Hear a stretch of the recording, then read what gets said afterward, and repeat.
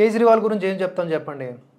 ఏది చెప్పినా కూడా విచిత్రంగానే ఉంటుంది. అతని మాటలు గానీ, తీరు గానీ, ఈడీ మీద చేసే ఆరోపణలు గానీ, బీజేపీ మీద చేస్తున్నటువంటి విమర్శలు గానీ అంతా విచిత్రంగా ఉంటాయి. తాను ఏం చేసినా వర్కౌట్ అవుద్ది అనే కాన్ఫిడెన్స్ మాత్రం ఆయనలో మనం మెచ్చుకోదగింది. తాజాగా కొన్ని వ్యాఖ్యలు చేశాడు. చాలా డిఫరెంట్‌గా ఉన్నాయి. అవేంటో చూద్దాం. ఆప్ కన్వీనర్ ఢిల్లీ ముఖ్యమంత్రి అరవింద్ కేజ్రీవాల్ చేసినటువంటి వ్యాఖ్యలు ఏంటంటే, పార్లమెంట్ ఎన్నికల సందర్భంగా ఏర్పాటు చేసినటువంటి ప్రచార సభలో ఆయన మాట్లాడాడు. ఈసారి బీజేపీ గెలిస్తే అమిత్ షా భారత ప్రధానమంత్రి అవుతారు. వచ్చే ఏడాది మోదీ రిటైర్ అవుతారు. అంతేకాకుండా అమిత్ షాని ప్రధానిని చేయడం కోసమే మోదీ ఎన్నికల్లో ఓట్లు అడుగుతున్నారు అని ఆరోపించారు.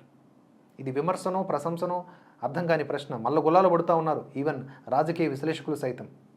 ఇక ఉత్తరప్రదేశ్ ముఖ్యమంత్రి యోగి ఆదిత్యనాథ్ను 2 నెలల్లో సీఎం పదవి నుంచి తొలగిస్తారు అని చెప్పి కూడా కామెంట్స్ చేశారు ఈ పెద్ద మనిషి. బీజేపీలో అమిత్ షాకు యోగి అడ్డుగా ఉన్నారంట, అందుకే ఆయన్ని సైడ్ చేసేస్తారని చెప్పి కేజ్రీవాల్ చేసిన వ్యాఖ్యలు ఇవి.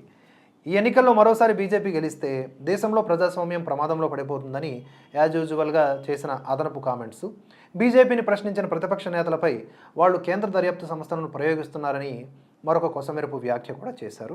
అయితే ఇక్కడ ప్రధానంగా యోగిని సైడ్ చేసేస్తారు, మోదీ రిటైర్ అయిపోతారు, అమిత్ షా ప్రధాని అయిపోతారు, ఇలాంటి వ్యాఖ్యల వల్ల ఏం ప్రయోజనం వనగూరబోతోంది ఆమ్ ఆద్మీ పార్టీకైనా, ఇండి కూటమికైనా, కేజ్రీవాల్కైనా?